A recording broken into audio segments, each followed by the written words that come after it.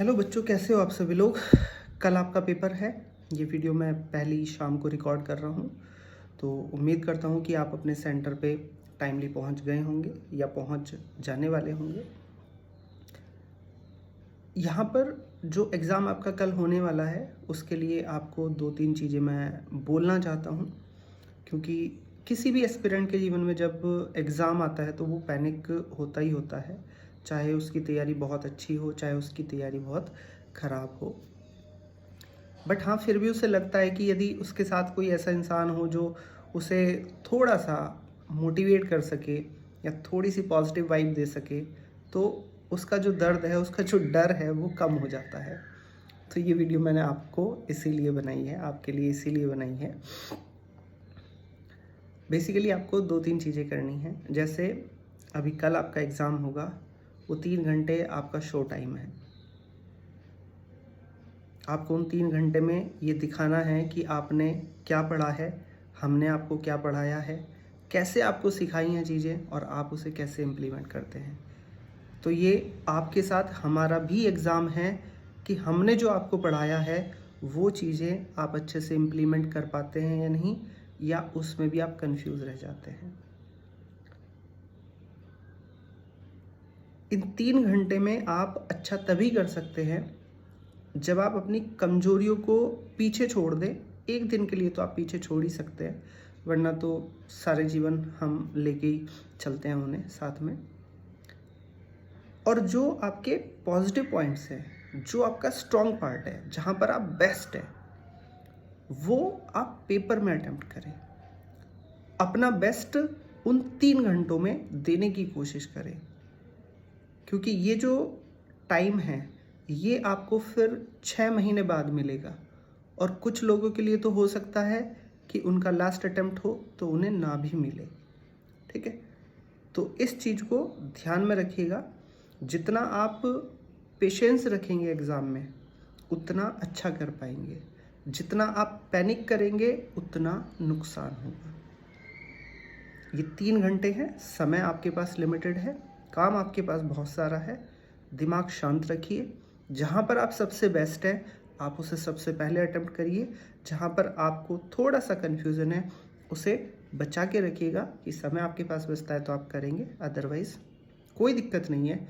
इतने बड़े पेपर में आपको 120 नंबर लेकर आने हैं, 130 नंबर लेकर आने हैं, तो आप आराम से लेकर आ सकते हैं। दूसरा पॉइंट ये है कि बहुत सारे बच्चों ने प्रैक्टिस करी होगी। मैं आपको पिछले 1 महीने से सजेस्ट करता आ रहा था कि आप प्रीवियस ईयर पेपर ज़रूर लगाएं। आप टेस्ट सीरीज़ लगा रहे हैं, it's okay, but previous year paper आपका 150 नंबर 160 नंबर का सॉल्व होना चाहिए। जिन बच्चों ने 150 160 140 नंबर का पेपर सॉल्व करा है, स्पेशली उनके लिए है ये मैसेज। आप लोग एक बहुत परफेक्ट जोन में खड़े हो एग्ज़ाम क्वालिफाई करने के। इस जोन में आके यदि आपने बाकी सब लोगों की तरफ देखा और उनके चेहरे देख के आप डर गए, तो आप फिर इस रेस से बाहर हो जाओगे। और यदि आपने उस रेस में केवल और केवल अपना चेहरा देखा कि आई एम द विनर, मैं इस एग्ज़ाम को अब की बार क्रैक करके ही जाऊंगा, JRF लेके ही जाऊंगा, तो फिर कोई ताकत नहीं है जो आपका JRF होने से रोक दे। वो 3 घंटे आपके लिए ऐसे काम करेंगे जैसे आपको खुद पता चल रहा हो कि मुझे ये क्वेश्चन करना है, ये नहीं करना, मेरी स्ट्रैटेजी ऐसी होनी चाहिए।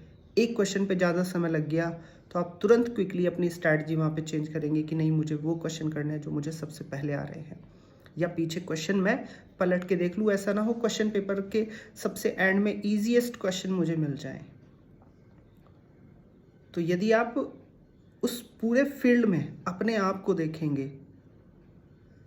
कि मुझे ही इस एग्ज़ाम को क्रैक करना है, सारा जिम्मा मेरे ही कंधों पे है, तो आप इस एग्ज़ाम को आराम से क्रैक कर पाएंगे। और यदि आपने उस क्राउड को देखा और उसकी वजह से पैनिक हुए, तो फिर आपको समस्या होने लगेगी।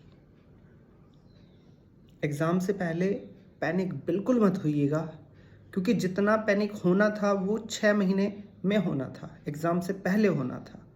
ठीक है, एग्ज़ाम के समय पैनिक होने का कोई भी तुक नहीं बनता। आपको पेपर आ रहा है तो आप उसे सॉल्व करेंगे, नहीं आ रहा है तो आप उसे सॉल्व नहीं करेंगे। पैनिक होने से क्या होगा? यदि किसी स्टूडेंट को पेपर नहीं भी आ रहा है तो उसे इतना कंफर्म हो जाना चाहिए कि हाँ, मेरा एग्ज़ाम तो क्वालिफाई नहीं हो रहा है, अब मुझे करना है अपना बेस्ट। जितना मैं करूं उतना सबसे अच्छा करूं, एक्यूरेसी गेन करूं, जिससे कि जब मैं अगली बार पेपर देने आऊं तो वो एक्यूरेसी मुझे पॉजिटिविटी दे कि मैंने जितना किया था उतना मैंने परफेक्टली सॉल्व करा। उसी स्ट्रेटजी को मैं आगे लेकर जाऊं।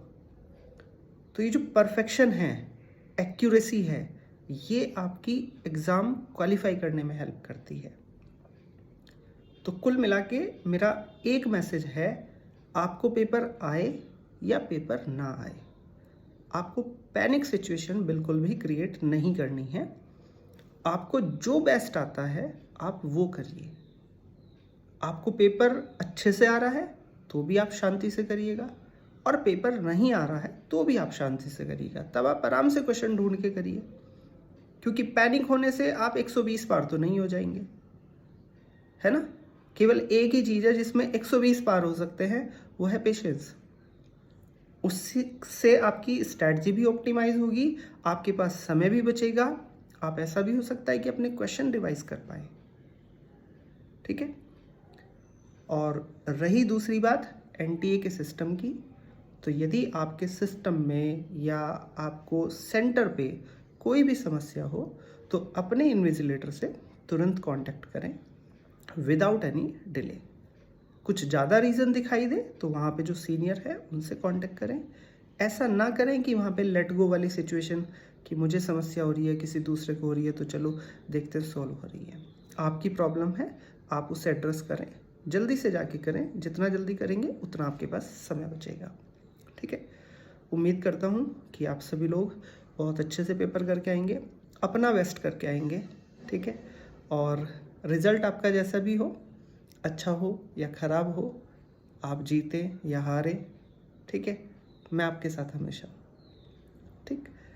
तो thank you so much and best wishes for your exam. अच्छे से करके आइएगा और कल शाम को आके ज़रूर बताइए कि आपका पेपर कैसा हुआ। Thank you.